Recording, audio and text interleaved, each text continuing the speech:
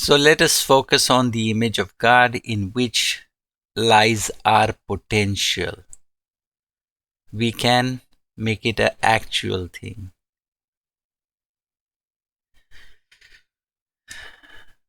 So when we define God, God is infinite, perfect, and independent. Man is exactly opposite, dependent, finite, and imperfect.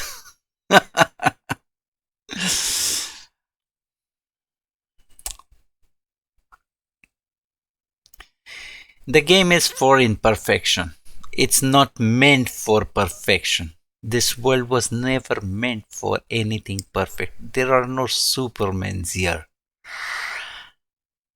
Our starting point, if we look carefully, cannot be a perfect place. It is about achieving close to perfection. It is there we want to be, like God, imitate God. We are dependent reality. That's why the word image is always dependent on the thing. Something has to be there to create the image of that. So the essential is God and we are the image.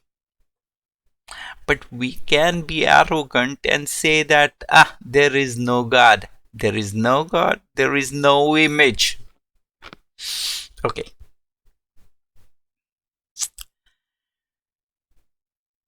So,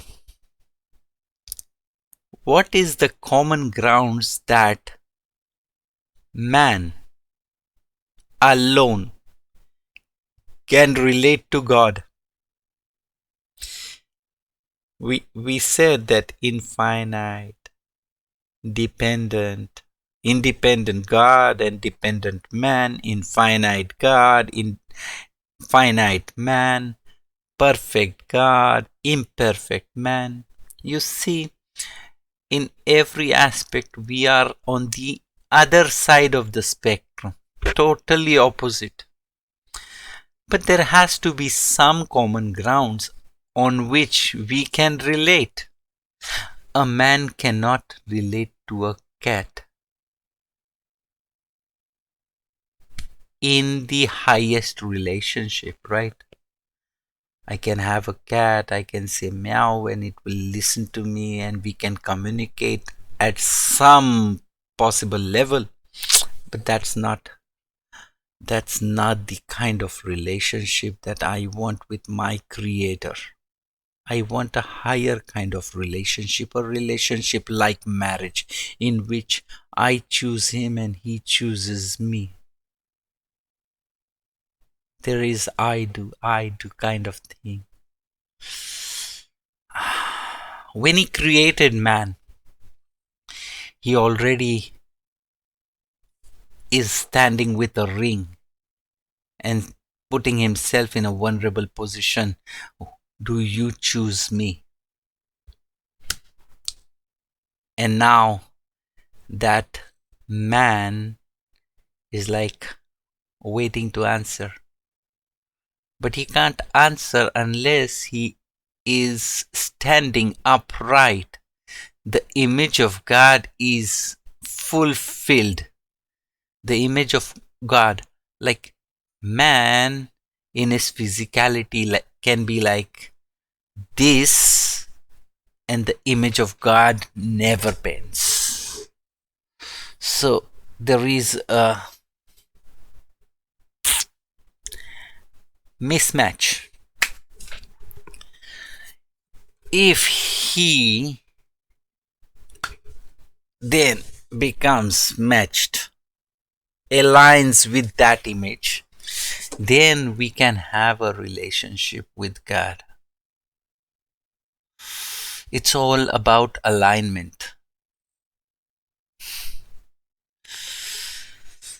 So, what did we say? We have to choose God from all the other options. The other options is if I want to make my image like a cat, a dog, a tree, or the sun, I will be able to relate to them.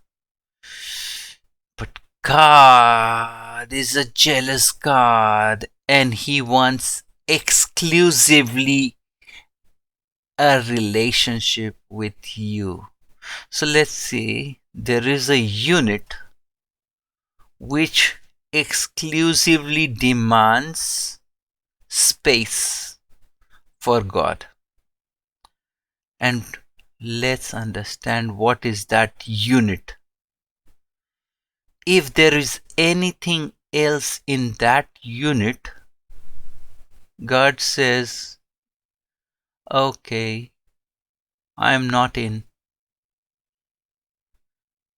I am not your choice. So the unit is choice. Okay, let's look into the choice as how God defines himself. When Moshe saw the burning bush, God told him to start going to Egypt to free his people.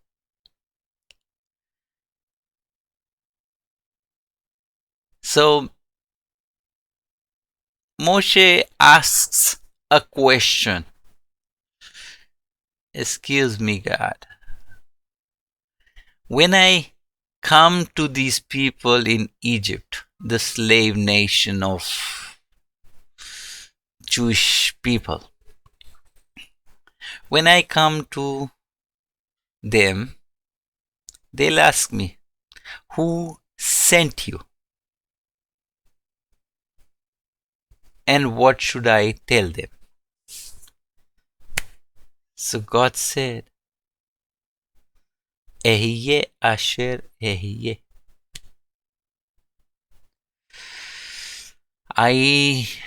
Uh, it can be translated as, I will be what I will be. Is that an answer? You know, that could be the most important insight into what God is. God said, I will be what I will be. I am free to choose whatever I want to. Freedom of choice. That was the reason how He created our world. He had a free choice then. He decided to get involved in this world. And now that he got involved in this world, he attributed this free choice to the highest and the essence of his creation, and that is man. Only man has the free will to choose. This free will to choose is really meant not to choose between an apple and an orange, but to choose in return God. To choose God in return. He chose us, we choose Him. So by choosing God's choices or rejecting God's rejections, we are going to choose God. If you choose God's choices, you hold His hand. If you reject His rejections, you are still doing the same thing. You're choosing Him. And that, my friends, is mitzvah. There are 7 for all nations and 613 for the Jew.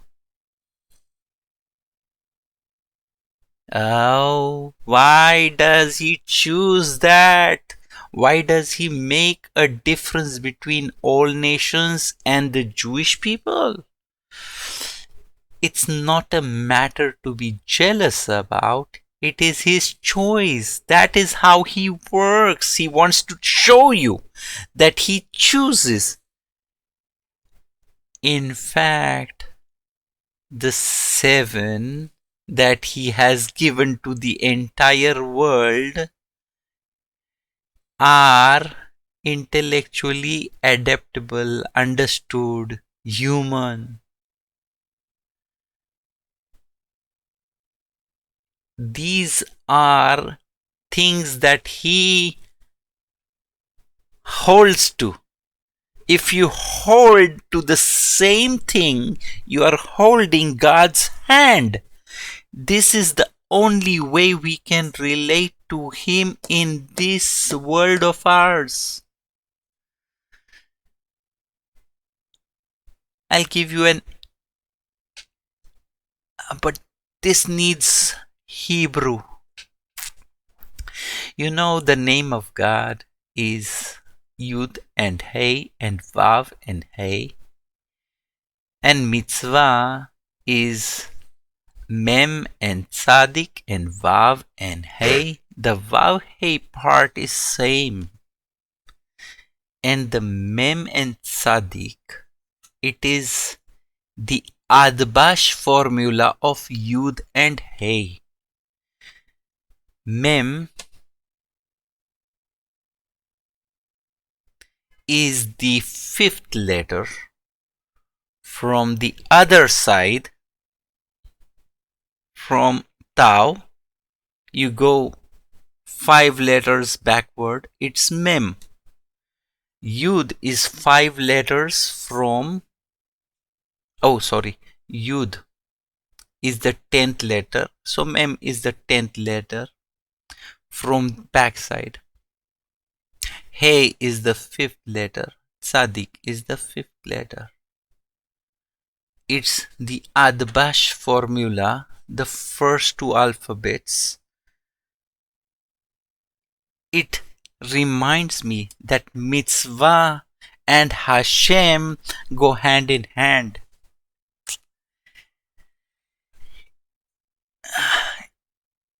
The idea, if there is God, that question was asked only when man was confused. The first confused man asked that question, right? So it is much later in creation that this question erupted. There was no question beyond creation, before creation, if there was God. But there was mitzvah. He created the project, and for project to be stabilized, there was the concept of mitzvah. It is more important to do things in action rather than ask the question if there is God.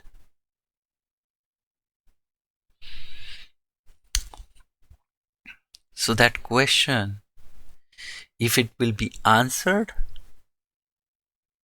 once you hold on to Him, it will be. The entire creation was created, and at every stage it was said, it's good, it's good, it's good, it's good, it's good. Everything was good. Then why is that experience that I am experiencing sometimes and the world says not so good? So God said that only once in Torah. It's not good for man to be alone. Leave his hand and you are alone. Then you are in a jungle. Remember what I said about the world? The definition of the world is Tohu vavohu vachoshech. When God says these definitions, it is beyond time. We have to make a change in time. We have to get these things right.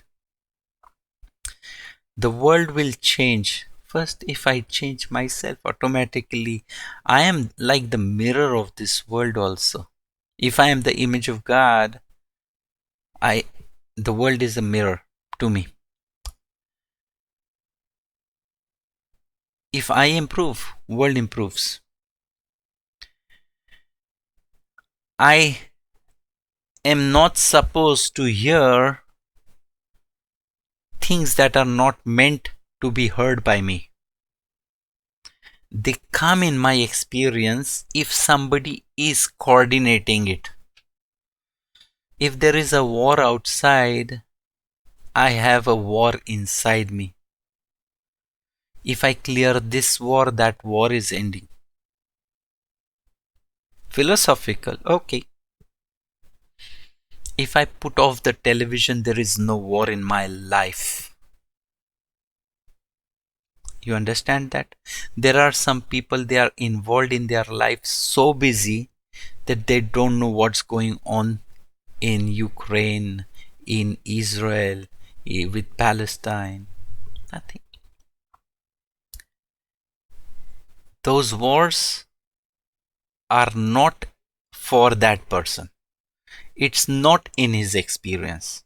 Those who are putting on their television, listening to the radio and social media, they are too much involved. It's their reality. They have to check themselves. Why that reality portrays in front of me? What is the problem here?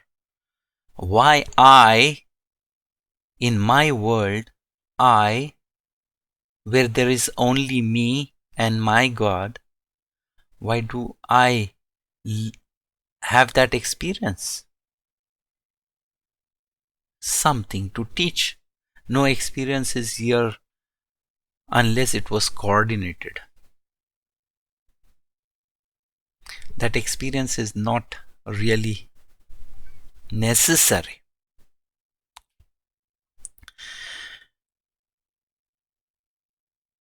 So now, in the next few lectures, we will go into understanding hurdles. Thank you.